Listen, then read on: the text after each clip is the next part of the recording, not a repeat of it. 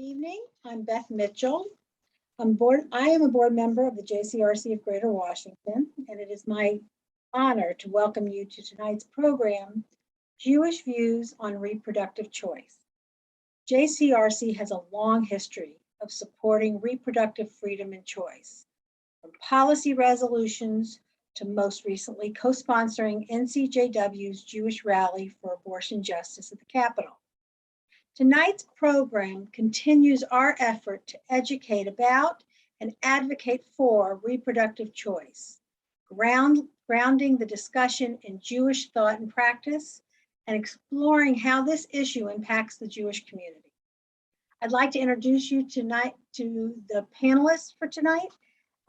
First, my real honor to introduce Rabbi Stephanie Bernstein, who's my rabbi, one of my rabbis from Road of Shalom, and is currently a rabbi at Road of Shalom in Falls Church. And prior to her rabbinic ordination from Hebrew University in 2009, Rabbi Bernstein was a clinical social worker in outpatient mental health clinics in the DC area, as well as in the private practice for over 20 years.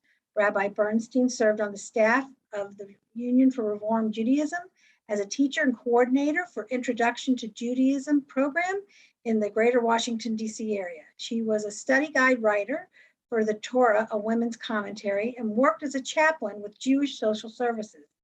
Rabbi Bernstein has served on the boards of directors of the Jewish Community Relations Council, Greater Washington, Jews United for Justice, and was the board chair of Equality Maryland. She is currently on the executive council of the Washington Board of Rabbis. I know she's going to be retiring soon, but I'm not supposed to say that, but I wish her all the best. Maharat Ruth Friedman is a member of the inaugural class, Yeshivat Maharat, I'm hoping I'm pronouncing that correctly, which is the first institution to ordain Orthodox women as spiritual leaders and halachic authorities. She began her position as Maharat at Ohev Shalom, the National Synagogue, in 2013.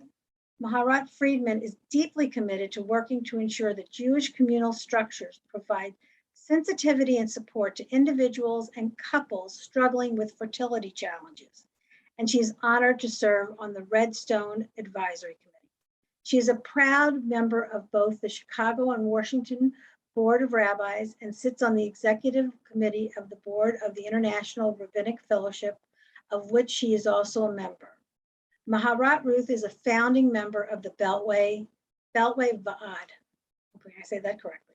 Rabbi Lauren Holtzblatt was ordained at Jewish Theological Seminary as part of Team Addis, the leadership of Addis Israel congregation in Washington, D.C.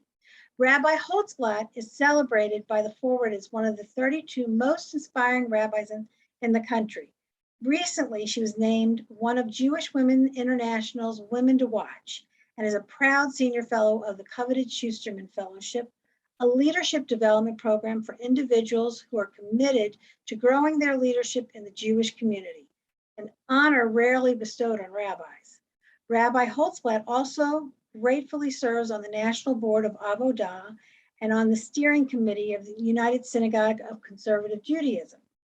Among Rabbi Holtzblatt's many achievements at Addis, she revitalized caretaking, hesed, and bereavement efforts, co-created the acclaimed Makom DC adult learning curriculum, launched and leads the Return Again worship services, and directs the Jewish Mindfulness Center of Washington, which has twice been recognized as one of America's top innovative Jewish projects by the annual Slingshot Guide for Jewish Innovation.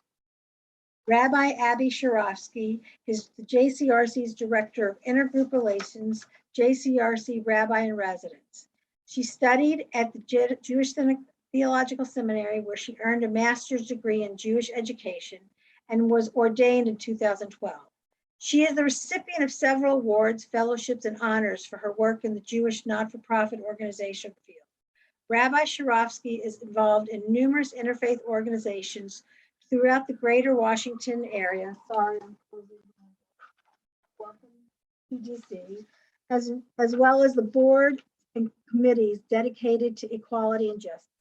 I just wanted to make a note for everybody to please use the Q&A, which is at the bottom of your screen, ask questions because the chat has been disabled. And also you can live transcript and closed captioning has been enabled. So both are at the bottom of your screen. And I am now done. So take it away, Abby.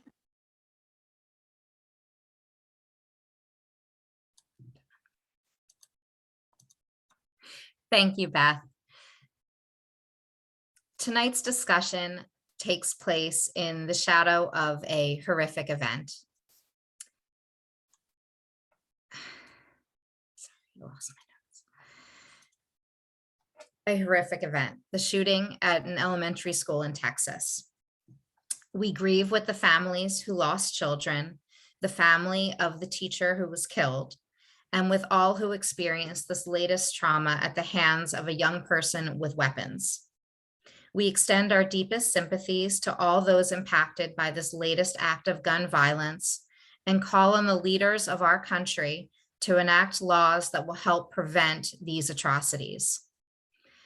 Even as we are focusing tonight on the question of when and how and under whose authority new life is brought into this world, we are mindful that authentic conversations about the sanctity of life must emphasize our responsibilities to protect and nurture children after they are born. Last week, I attended the Jewish Rally for Abortion Justice. I stood with my JCRC team, other Jewish clergy, and so many from the DMV Jewish community and beyond. My 11-year-old son joined me at this rally, super excited to hand out signs proclaiming abortion access is a Jewish value. What does that mean? He asked. My son and I talked about why we were there, the complexity of this issue, and why this issue is important to Jews. The Jewish community is not a monolith, and there are a range of responses and viewpoints on abortion access and reproductive choice. And tonight, I am honored to share this space with my colleagues and discuss those points. So we can bring everyone up. Just going to pin everyone.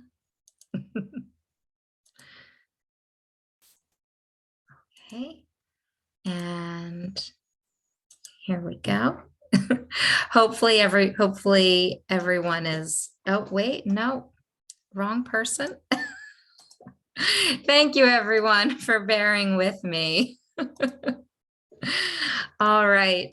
So welcome. And thank you for being here. And thank you for being part of this conversation, both here tonight, as well as on the regional stage and the national and international stage. There's a lot that's going on. And I would love to start with the question of what do you feel people need to know about your denomination's position on reproductive choice? Rabbi Bernstein, would you like to begin? Thank you, Rabbi Shrotsky. First of all, I just wanted to say thank you to you and everyone at JCRC for organizing this panel. So needed and so much appreciated. So the reform movement supports the decision of a woman to terminate her pregnancy in a wide but not unlimited range of circumstances. And these are based, these decisions, on carefully considered interpretations of Jewish law. And in general, the reform movement holds with more lenient halachic decisions regarding abortion. The decision about abortion cannot be made, we believe, according to hard and fast rules. However, there are general lines of approach when women have to make this very difficult decision. We do not encourage abortion. It is a step not to be taken lightly. Abortion is indicated when failure to do so would result in great pain of either a physical or psychological nature or spiritual nature to the mother. A decision about abortion is warranted for healing, for serious and profound reasons that may include a pregnancy that has resulted from rape or incest, or in which there are severe birth defects that have been identified in the fetus, and also severe emotional trauma to the mother. Abortion is both morally serious and morally justifiable as a procedure in the reform movement, and only a woman herself can and should make this decision. The reform movement has a long history of supporting policies in favor of access to reproductive health care, going back to 1935, and of course, starting with a women's organization, the Women of Reform Judaism, all the way up into the to the present day. And in 1985, there was a very clear statement by the Central Conference of American Rabbis about abortion, and also the statement that that a woman has a right to make this decision. The statement, the responsum indicated that the pattern of tradition has demonstrated a liberal approach to abortion in Reform Judaism and has definitely permitted it in the case of any danger to the life of the mother. So I'll stop there. Okay. Mara Friedman. Thank you. It's funny how so much of what Rabbi Bernstein said just like resonates with where I would describe orthodoxy being as well, in as much as one can describe orthodoxy. So instead of repeating everything she said, and looks like Rabbi Holtzblatt may be prepared to do the same thing as well, I would just point out, so one area where I think the real only area where I would see a disagreement with what Rabbi Bernstein just said would be in terms of it being the woman's choice and the woman's choice only. And I say that just because these are typically questions that are decided with the partner, if there is one. And I would imagine in many, if not most cases, there is one within an Orthodox setting, and also with a rabbi as well. And so I just, anyway, it's more for a separate conversation, but I just think that I think that the language of it being solely a woman's choice doesn't resonate within Orthodoxy, and I think is actually, it's fascinating. I've been thinking about this a lot sociologically. I think there's a lot of reaction to that. So the way that you would phrase the question, what do we want people to know about our denomination's response? First of all, I would say that there is a myriad of opinions.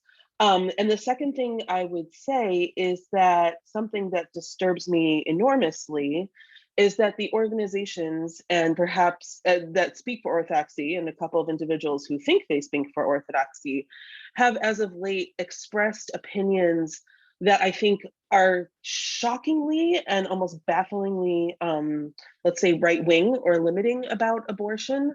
And I'm certainly not the only person who has observed this, that as Orthodoxy in general has trended more to the right politically in the United States, has adopted a lot of those policies towards abortion that frankly simply are not rooted in the Jewish tradition, or if they are, reflect merely one strand of many different opinions. And I think that my like little elevator pitch about this, because it's something I feel very passionately about, is that what actually happens with Orthodox poskim, right, Orthodox halachic decisors, and what people who speak for the community in statements are two very different realities.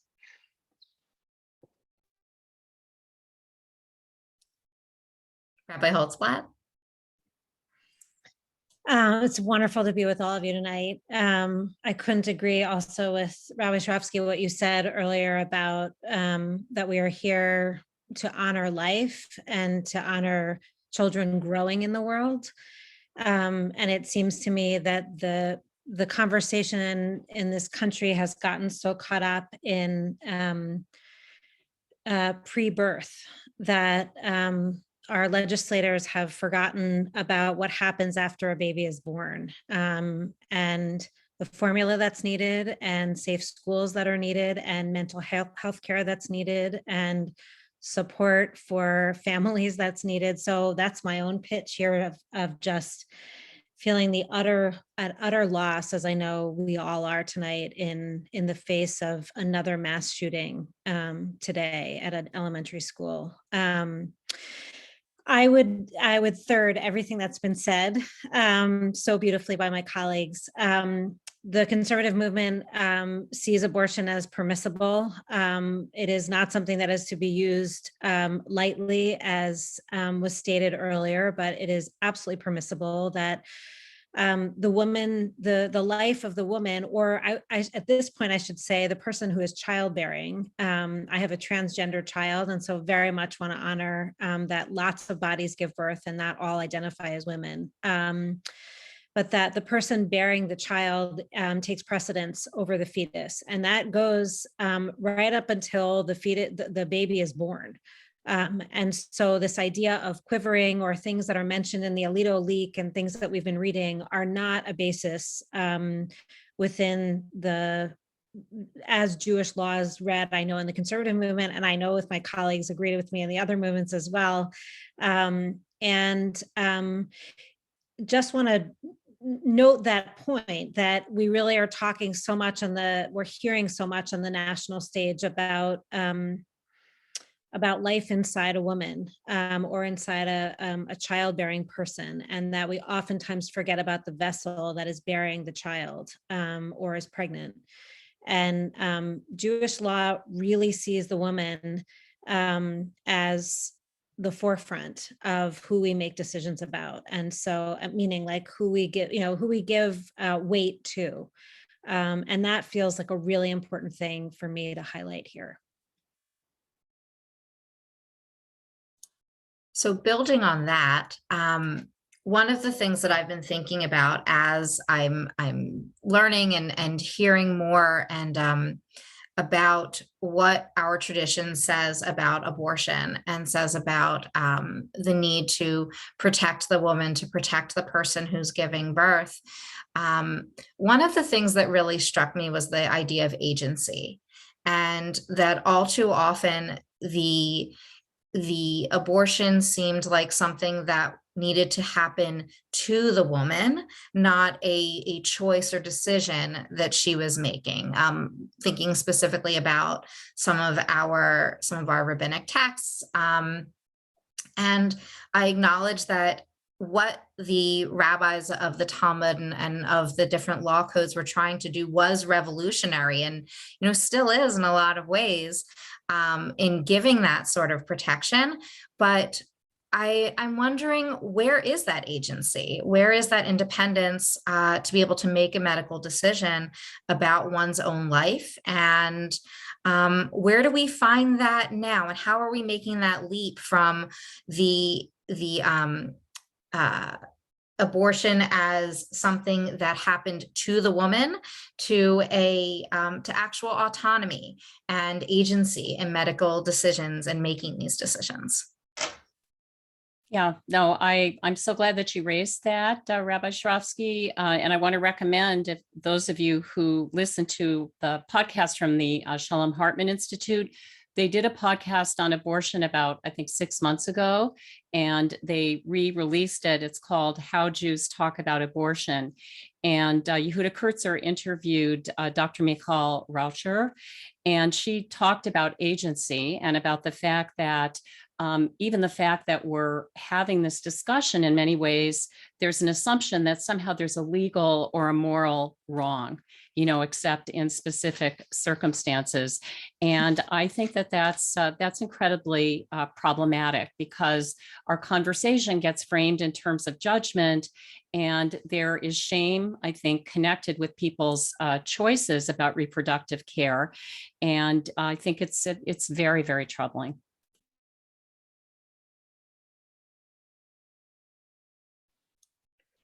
Yes, that idea of shame kept coming out to me. And I'm like, this isn't something to be ashamed about. Like, why are we not talking about this? I also just want to say hi to Dr. Raucher, because she's actually on this call. I see her name, so that wasn't saved. Should I go next? Sure, feel free. We can all just chime in. We're talking among friends. So I think that I've been thinking so much about this question, and I feel like, in Orthodoxy, the notion of choice, it's somewhat paradoxical with regards to abortion, in that I think there are ways in which there isn't that much choice, but other ways in which there is a lot of choice. Now, when I say there isn't much choice, when I referenced earlier, is just that the notion of each individual being an independent entity who has sole autonomy over their body and sort of, doesn't have to answer to anything else, is just, that's not really a concept that's like resonates so much, I think, in the Orthodox community. I think that it's, all questions involve, well, what does the Jewish law say about that, right? It's all connected, right? People don't, this idea of, well, it's my body and I'm going to do with it what I want, just, I don't really think coheres so much within Orthodox settings, simply because there are so many restrictions and requirements on the body that to me, it just, that argument seems a bit out of step. And I think, as I also referenced earlier, I think in some cases has actually turned off some people who support abortion in appropriate circumstances, but are uncomfortable with that being like the dominant slogan, narrative, et cetera, of abortion. That said, I don't think it means that there is no choice within Orthodoxy. First of all, a woman or a couple or whoever can choose not to ask a rabbi for advice. And more importantly, I think if they choose to, they can choose who they ask. And I think that that's, something that we kind of forget. It's not a matter of simply being, in the hands, I guess. I don't want to say at the whim, because that implies that it's whimsical, which it's not, but of a certain rabbi. But certainly, if there's a rabbi who is personally more strict on these issues, he will even tell that, or perhaps rarely she might even tell the person who's asking to go speak to a different person, right? So there definitely are elements of empowerment within the system. It's just not as straightforward, I think, as it might be in other contexts. And I'm somewhere in the middle. This is so great to have both of you to talk. Well, all three of you. And I've spent a lot of time. I've spent a lot of time thinking about this, both at rallies. I remember my first rally was an abortion rally in, I think, like 1989. My parents loaded us all into our Chevy. I grew up in New York, and we drove down to DC, and we were at the pro-choice rally. And it is such a vivid memory for me of why this was important to my parents and how my parents talked to us about choice. I have two sisters. And so, as a house full of daughters, my parents felt it was unbelievably important. And so my first narratives were not of Jewish law, really. I mean, my family was Jewish, but my parents were not steeped in the law in any manner. And so my first really introduction to this was really from a sense of choice, of this is my body and my choice. And as I became more steeped in Jewish law and more observant and, came into my being as a conservative rabbi, really feeling so much more that, agency, we don't have, we have agency, but we don't have agency, right? Our agency is the sense that we are bound in the conservative movement by Jewish law, and that we have the contours of our lives that function underneath a system of laws. But for me, as I said, like coming into my life as a woman and really starting from formative years as feeling like I had choice has been something, two narratives that I feel like I have held that I've struggled with. What does this mean when I'm showing up at a rally? What does it mean when I'm fighting for, pro-choice? And that becomes the saying that a woman should always have agency over her body. And to be honest with you, that's how I rabbi, is that when someone's coming to see me in my office, as this works in the movement that I'm functioning in, it's different than the Orthodox movement, and it's different than the Reform movement in the sense that people want to be informed by law. They want to be informed by what Jewish law says. Jewish law does permit abortion, as we all said earlier, but people normally do not come in saying to me, you tell me what to do and I'm going to do it. That's not how my rabbinate functions. It really is a combination between teaching and pastoral care, and trying to really suss out where is somebody, where is their mental health, how is that affecting this, what is happening for them in the context of their life, and helping them come to a decision really that is driven by the individual that's coming into the office. So as much as I say, I realize Jewish law doesn't take the individual to say it's your choice, which is certainly the conservative movement wouldn't say that, that what it would say is that Judaism permits abortion, but I would say as a conservative rabbi that certainly most of the people that I'm serving and how I feel about my own life is that I'm a combination of a Jew that's deeply steeped in Jewish practice and law, but also has grown up as a progressive American. And that is so much a part of my identity. And sometimes holding those at the same time and trying to figure out how they fit and work together.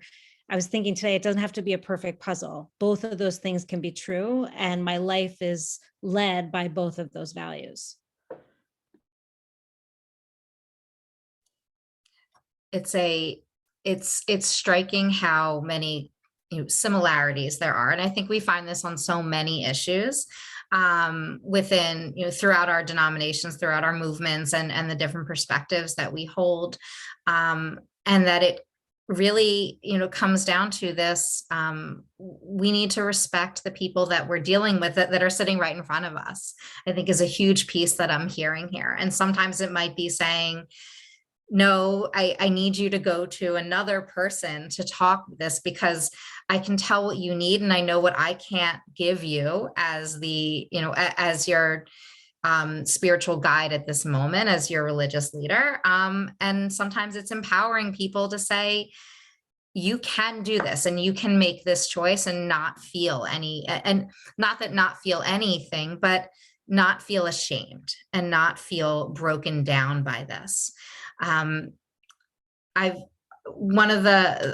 Another question that I've been thinking about is this balance between our Jewish views, halakha, Jewish law on abortion, and our current political situation.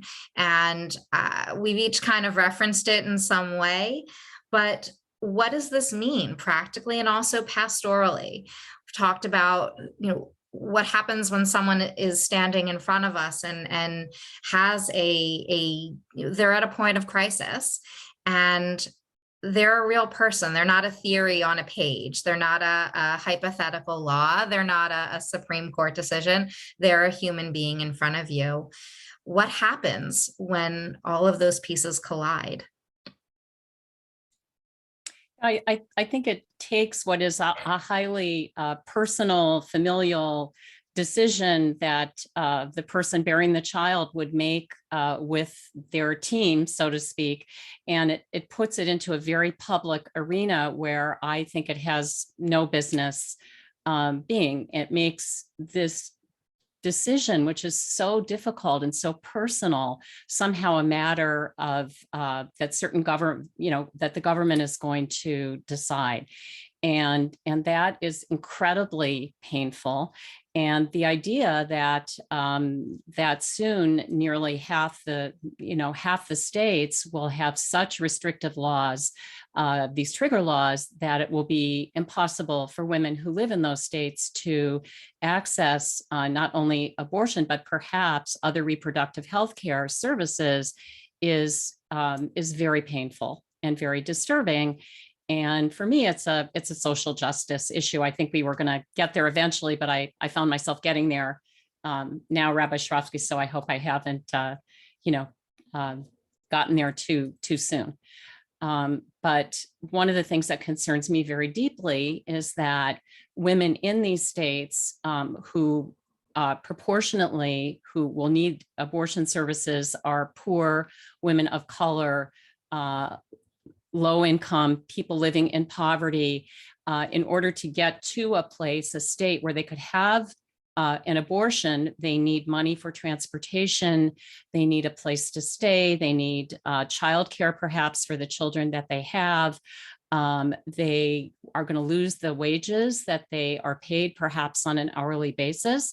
So for me, this is an issue of social justice and has to do with how we treat those who are vulnerable in our society, which our tradition certainly tells us over and over again. We were vulnerable, we were gerim, and we absolutely must look out for those in our society who are vulnerable. So that for me is one of the most painful parts of this.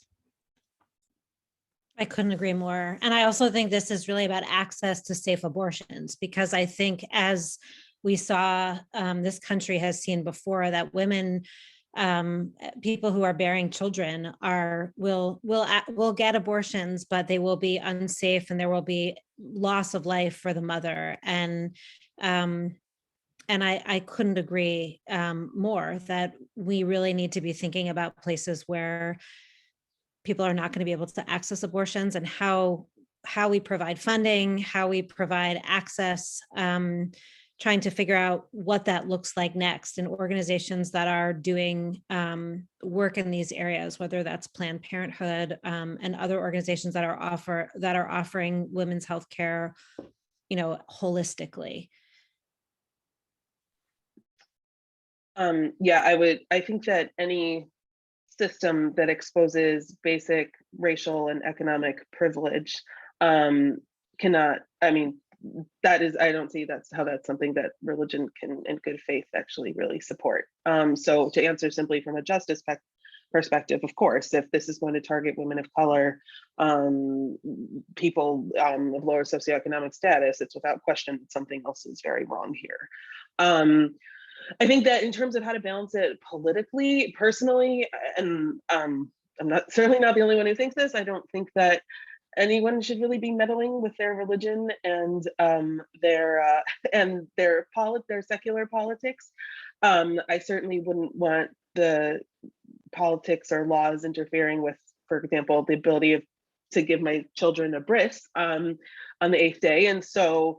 And that's a much less serious in terms of the potential impact question, and that I really just think that those of us who enjoy being able to practice our religion freely really have no business whatsoever imposing our religion on anyone else. I do also want to say that I would even take it one step further, and I think that been reading and listening a lot about the potential extreme lengths or places that these laws could go in terms of really preventing any measures that would save a mother's life, even if the fetus may not even survive. I think that could really push law-abiding Jews into very, very dangerous territory, in that we favor the life of the mother, and very, very seriously. And if the mother is going to die because she is not allowed to have a procedure that will save her life and the life of the fetus, at some point we're bordering on like Jewish concepts of murder, and I think that that's very scary. It's very scary as a human being and as a woman, but it's also, I think, very scary as a Jew. And yeah, that's. Well, and I would just say, I think that place, hopefully we never get there, but that place, and being able to fight this, if this leak becomes the law of the land, that seems to me to be hindering on freedom of religion, because I think without that, I think it's hard to argue. I think freedom of religion and taking this out of the space of privacy, or out of the space out of equal protection under the law, which is where it has sat for the justices so far. But I do think, as the Maharat just said, I think if women's lives, and we know they will be, right, are in danger, that actually, it allows us to actually look at this law as inhibiting our ability to practice Judaism as we should, as something that we're compelled to do, right? If something blocks us from being able to,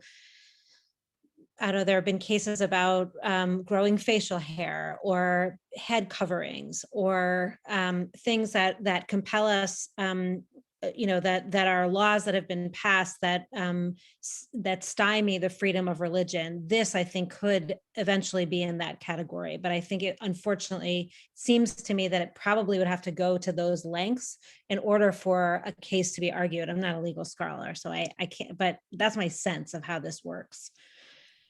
Yeah, And there are a few oh, questions sorry, that Heather. are coming up in the Q&A that are asking just that. Oh. At what point are our First Amendment rights, our freedom of religious expression, being stopped and being hampered by a potential decision like this? And I'm also not a legal scholar, nor do I pretend to be one. Outside of like Dateline or something, but I think that there are a lot of things that we need to have, not just the questions internally as clergy, but how are we engaging our larger Jewish community in discussions like this? What's the role for different advocacy organizations like JCRC, like National Council of Jewish Women, et cetera, to start asking these questions and to be supportive of these larger measures. And I think that we in some ways have ceded the religious argument to the right.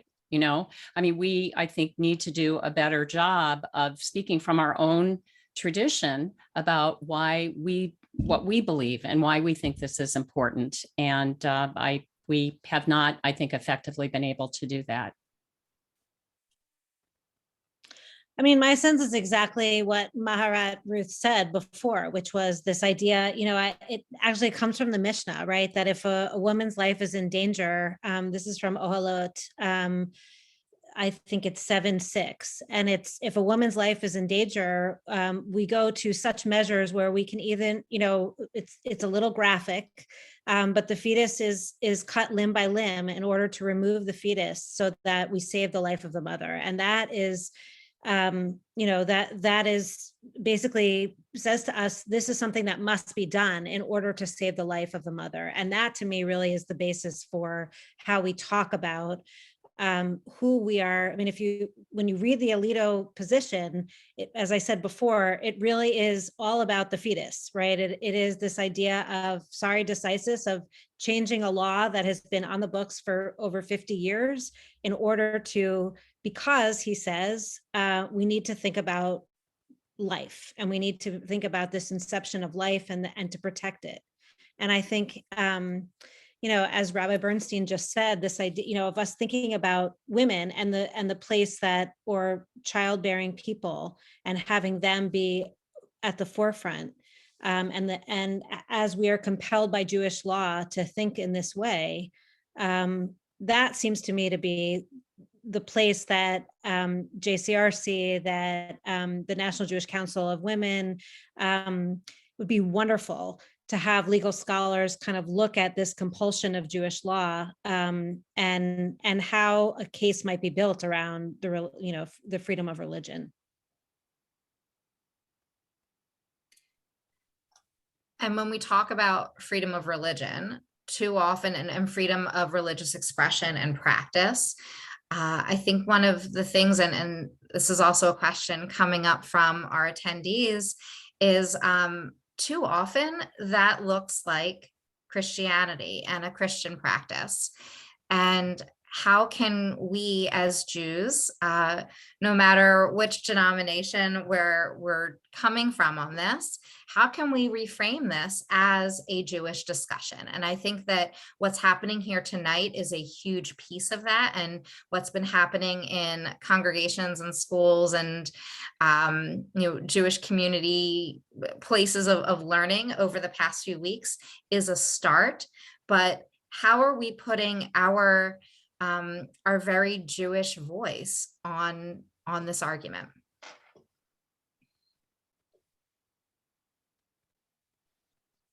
Well, I would say that we, first and foremost, we need to help the women who are going to be hurt who are already being hurt. And one organization I wanted to mention that some people may be familiar with, it's called the National Network of Abortion Funds. And I believe it exists in all 50 states. And you can make a contribution to the network in the specific state about which you're concerned. And they use their contributions for exactly what we were talking about before, to help women with transportation, to help with all the associated costs of getting the procedure. So I think that's one thing we can do right now. These women need help, and a lot more women are going to need help soon. I would also love, and I'm sorry if I sound like a broken record, I'm really not trying to. It's just, I think I've been thinking a lot about this, but I would love to also see perhaps if there's a way the Jewish community to, at least internally, if not externally, reframe the conversation. If you think about the surface slogans of the two sides, right? My body, my choice, or abortion is murder. Now, if you look at that, those are not arguments. It's not like abortion is murder, abortion is not. My body, my choice versus abortion is murder sound like we're talking about two completely different issues. I can think of myself as like kind of the next generation, in that I'm 37. I wasn't alive for that initial round with Roe Wade and all those things. I've always kind of looked at this argument and said, it feels like, what are we talking about here? And that it's become understandably such a charged identity question, such a painful question, I think, on both sides, that I fear that people aren't actually really even talking about the same issues, which I think is part of what I think has led some Orthodox leaders to go astray, in my opinion, down the road of the Christian right. And so something I've definitely been thinking about a lot is, like, if the rubber is hitting the road now, which it might be, in terms of abortion rights in the United States, like, we've got to at some point figure out a way to actually have these conversations with making, I don't know how, but sort of trying to, I think, at least define our terms and define what we're talking about. I mean, they're saying that most Americans in polling actually don't favor the extreme anti-abortion positions, right? So how is it that yet so many people politically think they do, right? I think there's a lot more of actual conversation and confrontation that needs to happen in order to really advance the conversation. And obviously, I would love for the Jewish community to be part of that. Yeah, I agree. I mean, I think it does feel to me that the conversation has been framed in this country, honestly, by the Christian right, and by seeing life at inception as the primary way that one thinks about, how a religious community thinks about a fetus. And we know that that's not true for us. And so it does feel to me, in a country where my hope is, like, we should be expanding rights, not contracting rights, right? And being more inclusive of this country we are living in, which is so multi-ethnic, multiracial, multi-religious, that my feeling is locally really doing things like this, where we are talking about, how do Jews think about abortion? Where does it come from? Where is it in the sources? How do we locally, at our synagogues, at our JCRCs, at our JCCs, wherever we're finding Jewish community, how do we educate ourselves and what our tradition says? And then hopefully working with national organizations to figure out, how do we join the national conversation? How do we bring about our voice? Because our voice is not the only voice, right? There are many others that are religious communities, that are multi-ethnic communities, that feel very differently than the main strain of the voice that we're hearing. And I feel like we have to be involved in the national conversation in order for that to change. And one of the things that I've noticed is how is the narrative, and Ruth, I think you put it in a very very good example of, it's either or, and it's not. It's never an either or. This is never a so many people, we read so many stories that people are coming forward and telling of the abortion that they had because there was the baby that they were carrying was incompatible with life. This is a trauma on so many levels. This very wanted, needed baby in this family's life is not going to be able to survive outside of the womb. And there are stories like that. There are also the stories of rape, of incest, of horrible, horrible traumas. And the narrative is never simple. It's never just my body, my choice, abortion is murder. And I think when we start to get into those gray areas of our narratives, which we're not always, I don't think we've all been we've been good at it as a collective society. It's much easier to deal in dichotomy because everything else is very messy. And that's something we need to start doing, that education piece. And the other thing that I'm always struck by is the ability of my political opponents to immediately just quote the source. They know where they're going. They know what to say. They have the proof text. And several of the questions have come up are, where does Judaism say this? Where does the Torah say this? Where is this in the halakha and in the law? And I mean, I'm not going to ask, cite, number, and verse, but what is a text that you hold as your sort of your go-to in this? And also, where do you send your constituents, your congregants, the people that you're helping through these decisions? Maybe it's a website, maybe it's a book. Where can our community, where can the Jewish community get this information? I think the National Council of Jewish Women has terrific information. There is, I think, a study guide. There are lots of resources available. And so they're out there. And I think it would be great to have opportunities for people to actually sit and study these texts. I actually did this with our confirmation class last fall at Rodef Shalom. And so I think we need to start with people who are a whole lot younger so that they can begin to understand the nuance in our tradition and the complexities, so that we can give them the tools to make these decisions should they be confronted with them. Agreed. One of those texts for me is honestly, it's right from Exodus. It's Shemot. It's chapter 21, verse 22. And it's about, basically it's about when men fight and there is a pregnant woman there and she is struck and she miscarries, that her husband determines what the monetary value will be that is paid to her for the miscarriage of that child. And so instead of seeing that, or that fetus, as opposed to seeing that particular miscarriage as murder, it is seen as what we would call a traumatic event, right, where there is a miscarriage. And that particular verse, I think, plays a critical role in determining the fact that we don't consider the death of a fetus to be murder. That is one of the central texts that right there in the book of Shemot. And there are a bunch of texts. One of them I mentioned before from the Mishnah, from Ohalot, is another text that places the woman, or the text as a woman, the woman as the primary person that we're thinking about when making these decisions. If her life is in danger, that is the determining factor. And I would absolutely agree with Rabbi Bernstein. I think NCJW has wonderful sources that are available on their website.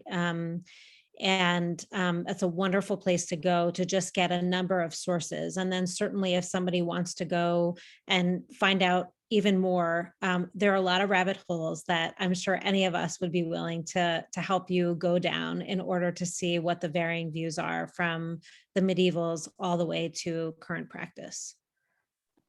This is Beth, and I hope everybody can hear me, and I'm sorry I'm not supposed to jump in here, but as a former board member of NCJW, I can second everything you've said. You just go onto the NCJW website. They also have a rabbi in residence to talk about all these issues, and I appreciate everybody bringing up NCJW just because of all the work they've just done. So it's important to go to all these sources to really find out as much information as you need. And I think also on the NCJW website, you can contribute to the, I think Rabbi Bernstein said that the National Abortion Fund to help with seeking relief for those that need to travel for abortions. So that's it. Sorry to jump in, but thought I would help to reconfirm what everybody is saying.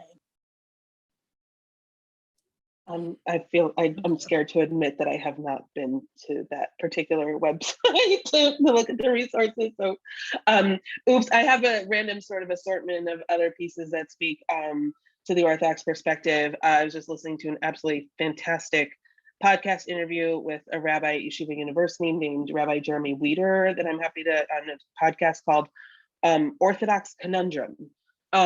It's unfortunate. I mean, he's a genius. It's a very high level in terms of like knowledge of Jewish law and terms, and they even created a code to go along with it while you're listening, so you understand what he's talking about. But if you're up for the mental challenge, it's brilliant, and he also ties it into a lot of the political points as well about basically staying out of politics and also the reality on the ground of when abortions are actually permitted in Orthodoxy. I would say that just going back to the text, Rabbi Holtzblatt mentioned it earlier, the Mishnah in Olot, that just says, as you said, if a woman is already in labor, right? This is not like, oh, she's sick in her 20th week or whatever. This is a woman's already in labor and she's in trouble with giving birth. They will cut up the child and just deliver it limb by limb because her life comes first. And then the second half of that Mishnah says that, but if the greater part, the majority of the baby's body has emerged from her already, at that point, you can't touch the baby, right? Because in dochi nefesh mipnei nefesh, because we don't set aside one person's life for that of another. And there's so much to unpack here, but I think one of the really important points is, first of all, that the mother's life, as I said, takes precedence always.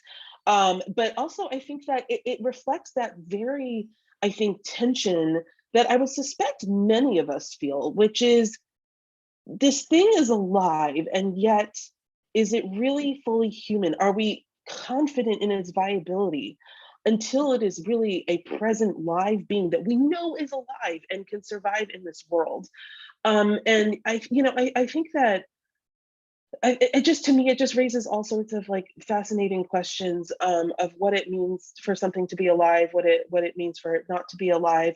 I also really appreciate that in general, I think that the Jewish law tends to acknowledge, perhaps not explicitly, but certainly in the way that it talks about fetuses and pregnancies, that until this is confirmed to be a baby that is going to live, there's really no guarantee. And I think that's probably reflective of a world in which that was true. I certainly, of course, is true today. I know that very well personally, but especially back then, that to say that life begins at conception is it's just not really, I think, how the rabbis actually thought, because it can get so much more complicated. And that you're looking at the mom, or any human being who is dafka, specifically actually alive adult, and that you just can't compare those two, which of course doesn't mean that we then disregard the life of the fetus, child, all the different terms that we can use at the different stages. It's still important, but that's just not the same thing. And I appreciate that maybe they didn't articulate it quite that way, but in thinking a lot about the texts that address it, I think that that's really an undercurrent, is that we know this is alive, but it's still not fully human yet. So Rabbi Shravsky, when you asked us earlier this week to think about a text that guided us, the one that guides me here and in other areas too is from a 13th century commentator, Rabbi Menachem ben Solomon HaMeiri, who said, commenting on the Talmud the Masachet Brachot 19b, the fundamental dignity of all creation is very precious to God. There is no value more precious than it. And for me to give the authority over to another entity, in this case, the government, to make such highly personal, complex, and emotionally difficult decisions, this is, for me, a violation of Kavod Habriot. Kavod Habriot, this idea of honoring life, of what it means not just to sustain life, but also to truly honor it. And we're bringing in these different texts, and there was one that I learned, I think it was last week, almost 2 weeks ago, about, and I forget the exact citation, but Rambam talks about not just the need for an abortion or the physical removal, but also what does it mean if a woman needs to use medicine to make that happen, and that understanding of bodies, and that the things that we're talking about now in 2022, none of this is new.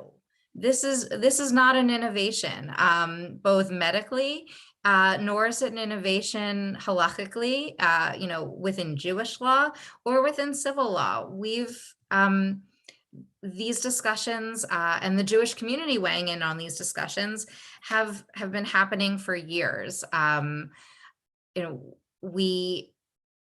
Jewish organizations have also been in this has been part of what we've talked about on a national stage for decades, and we're still doing it. We're still here, which is also extremely frustrating, that our voice is not fully getting out there on this.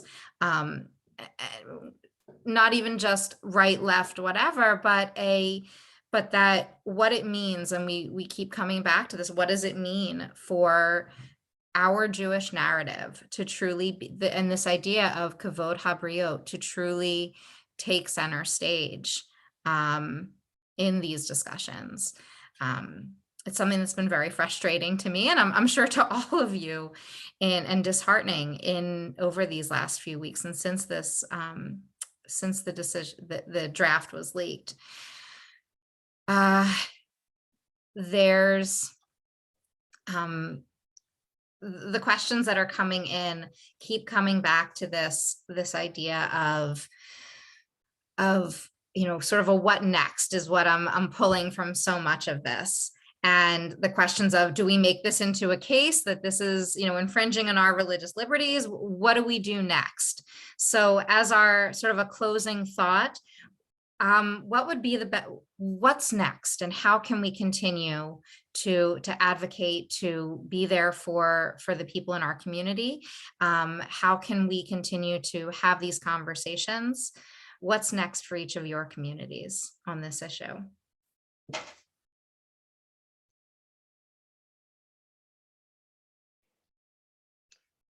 I feel like basic education. I mean, you see this everywhere. Like, people use the term late-term abortion without really understanding what it means. And then there's the handful of doctors who are sitting there like, what are you talking about? Like, this is completely incorrect. And I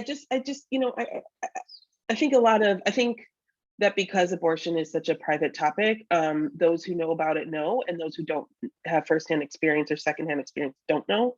And I don't profess to be an expert, but I think that kind of enables the hijacking of a lot of these narratives that you just see people like pitting lines against each other. And I would just love some basic education. I'm very grateful.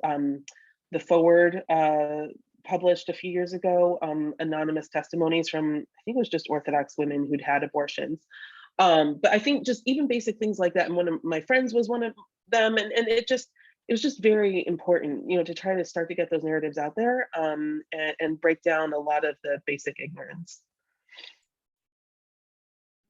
Yeah, I would agree with what Maharat Friedman said, and also add advocacy and action, so that I think it's easy to feel paralyzed, and I think it's important for us not to allow ourselves to sink into that.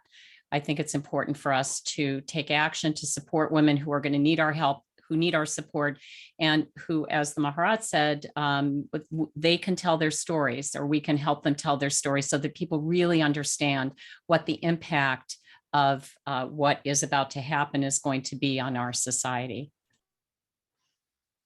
I also think it's important to hook up locally with communities that you're engaged with, whether that's through the JCRC, whether that's through your local synagogue, whether that is through the NCJW, which is, wonderfully located in our nation's capital.